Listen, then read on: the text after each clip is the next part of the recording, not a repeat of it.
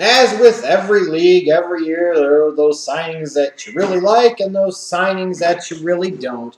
And I know that most certainly holds true for me. While I've already talked about those signings that I like the best in free agency, now it's time to have some fun and talk about the worst free agent signings in this offseason for the NBA. And it's going to be my top 10 worst and free agent signings, meaning players, again, that went from one team to another. Best and worst re-signings will be upcoming videos soon.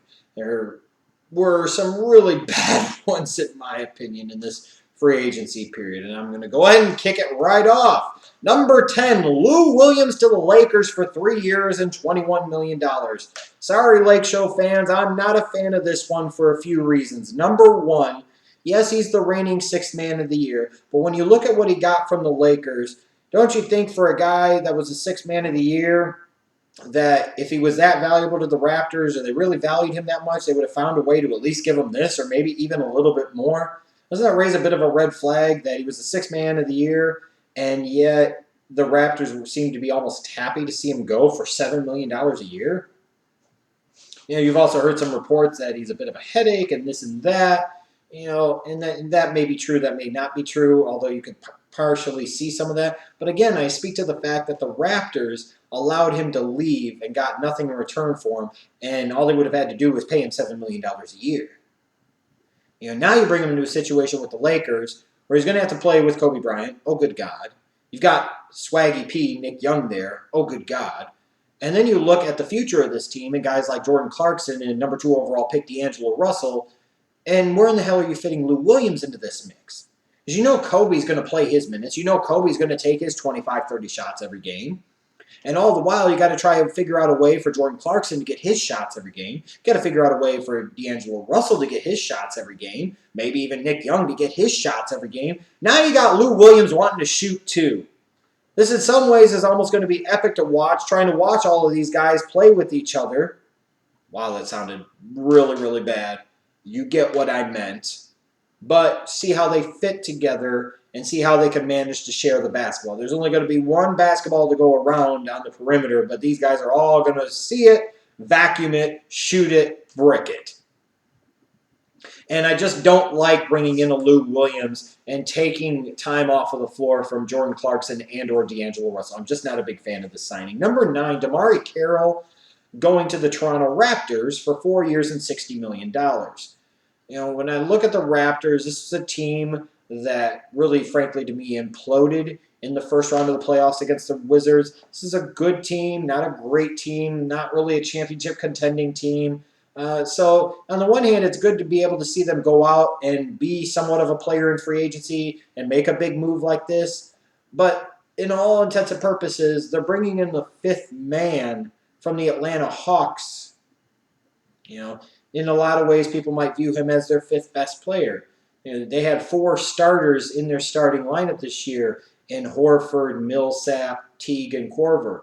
Carroll wasn't one of those all-stars. This is a guy that I've liked going back to his days in college at Missouri, but we have to be honest here. This is a guy that never really found his foothold until he played the last 2 years in Atlanta. So he could be a bit of a product of the system, and now you bring him into a situation in Atlanta where he goes from being the number 5 option to now in Toronto perhaps being the number 3 option.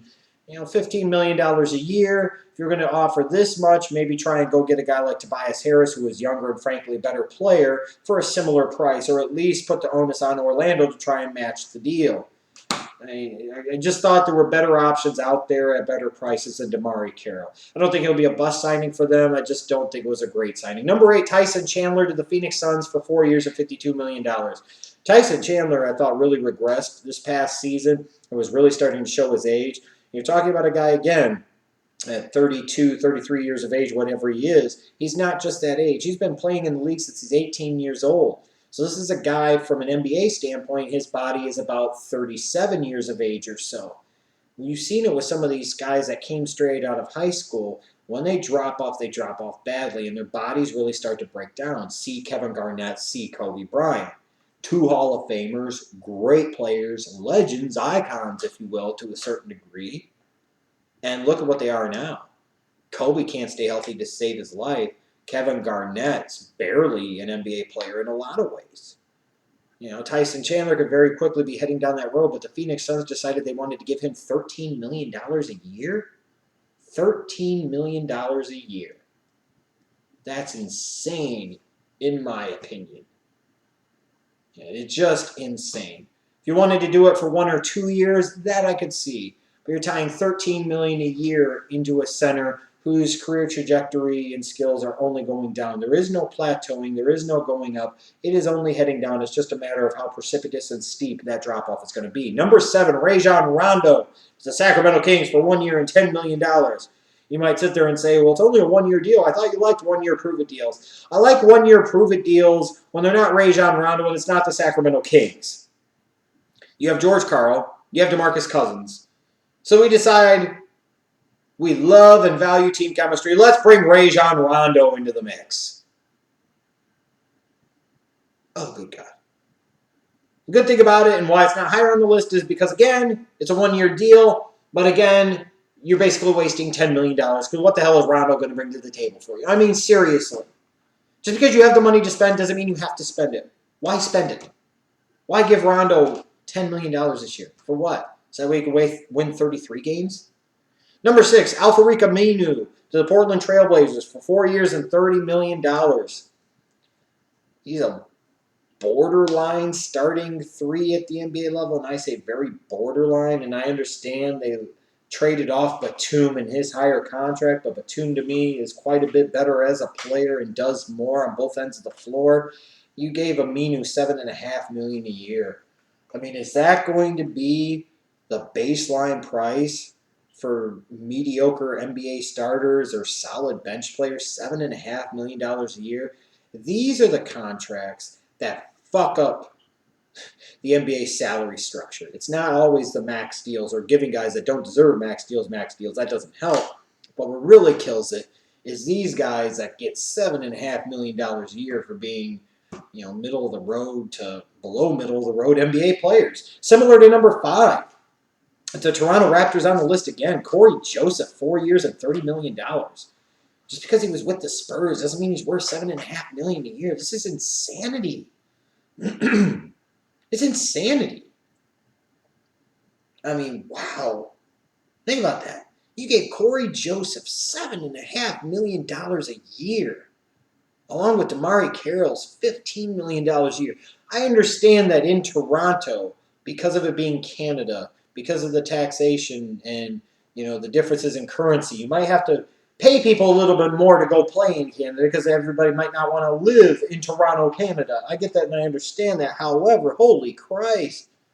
Excuse me, is that where we've gotten in the NBA? Where teams are giving players like Cory Joseph $7.5 million a year? Holy Christ. Number 4, Kosta Koufos, the Sacramento Kings, 4 years and $33 million. So a team that has DeMarcus Cousins, at least for the time being, a team that just drafted Willie Cauley-Stein, who is probably more of a 5 than a 4, but is probably going to play the 4 alongside DeMarcus Cousins, has decided to give a backup center over $8 million a year. Again, as I emphasize, similar to Rajon Rondo's deal. Just because you have the money to spend doesn't mean you need to spend it. Now, when you sit there and go sign a guy like Bellinelli for 3 years and $19 million, that's a little bit of an overpayment, but that's not horrible. But Koufos could barely see the floor playing behind Cousins and Stein. Why in the hell would you pay this guy over $8 million a year? And it's not just a 1-year prove-it deal. They have basically committed major money to this guy over the next several years. Again, Aminu, Joseph, Koufos. These are the fucking contracts that just destroy the NBA salary structure and system. Kosta Koufos just got over $8 million a year. The fuck is going on here? Number 3, speaking of what the fuck is going on here, Robin Lopez to the New York Knicks for 4 years and $54 million. Hold the phones. They just gave Robin Lopez, a one-dimensional defensive center who benefited from playing alongside LaMarcus Aldridge, all the while isn't that good of a rebounder or a shot blocker, $13.5 million a goddamn blessed season! $13.5 million! Insane. What more can I say? Oh, wow. $13.5 million for Robin Lopez. So on the one hand, you make a really good signing in guys like freaking Al-Farouq, and even I think it was a Derek Williams too. And then you sit there and totally negate that by giving $13.5 million to Robin Lopez again. Just because you can doesn't mean you should. That's crazy. How is Robin Lopez going to make you that much of a better team? And I understand the thought process of maybe he fits well in the triangle, but damn it all. You probably could have found other centers that fit the triangle for half the price, you would have thought. $13.5 million. When are teams going to stop plunking down such ridiculously big money to mediocre role-playing big men? This is stupid. Number 2, speaking of role-playing big men, Amir Johnson to the Boston Celtics for 2 years and $24 million. And from what I recall, this is $24 million guaranteed. There's no player option.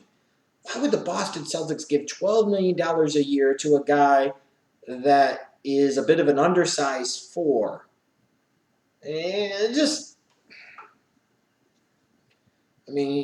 oh my God, $12 million a year for Amir Johnson, for a guy who's an okay rebounder, but not a great rebounder. He's okay on the offensive end, but he's nothing special. He's not much of a shot blocker. He doesn't have a ton of defensive versatility. I mean, he's a solid role player, but again, you're paying a solid role player $12 million a goddamn season. $12 million! Which will look even more ridiculous if he's not even starting for your team at some point in time over the next 2 years. $12 million for Amir Johnson. Holy Christ hell. Insane. But to me, the worst free agent signing in this entire offseason has to be Wesley Matthews to the Dallas Mavericks. Again, the perfect epitome of an example of just because you have the money to spend doesn't mean you always need to. And once DeAndre Jordan decided that he was going to turn his tail and head back to the Clippers, it didn't mean you had to give Wesley Matthews even more money. The Dallas Mavericks just basically paid max money, 4 years, $70 million, to a guy who's about a 13-point-per-game scorer, who's in his late 20s, almost the same age as Monta Ellis. Oh, and by the way, coming off of a torn Achilles. So we're talking about an NBA player, plays the same position as Monta Ellis, but is less of a scorer. Yes, he's a better defender, but does that really matter? You just gave him max money where the Pacers gave Monta Ellis $11 million a year. And all the while, again, a guy in his late 20s coming off of a torn Achilles. Guys coming off of Achilles injuries in basketball. It doesn't always bode that well. You have just basically guaranteed a shit ton of money. And I emphasize that again. A shit ton of money. And what's even more ridiculous about this is people thought Wesley Matthews was crazy for demanding a long-term deal for $15+ million per season. Well, Mark Cuban said, left, right, stick it straight up your fucking ass. We're going to set a new ceiling for second-tier NBA starters. We're going to give Wesley Matthews $17.5 million a year. You could argue, Wesley Matthews, congratulations, bro. You're one of the really big winners of this free agent season. You thought you were going to get $14, $15 million a year as your starting point. You were going to hold firm, and you were going to hope you were going to force teams to pay you that. Not only are they paying you that, you found a sucker that was stupid enough to pay another $2.5 million a year for the shit fuck of it. What the fuck? This is insane. When players like Wesley Matthews on the open market are getting basically max contracts, there is something seriously wrong with the NBA salary structure and the NBA salary system. And there is clearly something wrong with these NBA front offices. They're like a kid in a fucking candy store. The 5-year-old that just got $10 on the birthday card and they think they can go buy out fucking Walmart. They'll buy some cheap-ass plastic toy instead from Family Dollar, or 2 of them that'll break in a freaking week, or they'll stop ever playing with ever again.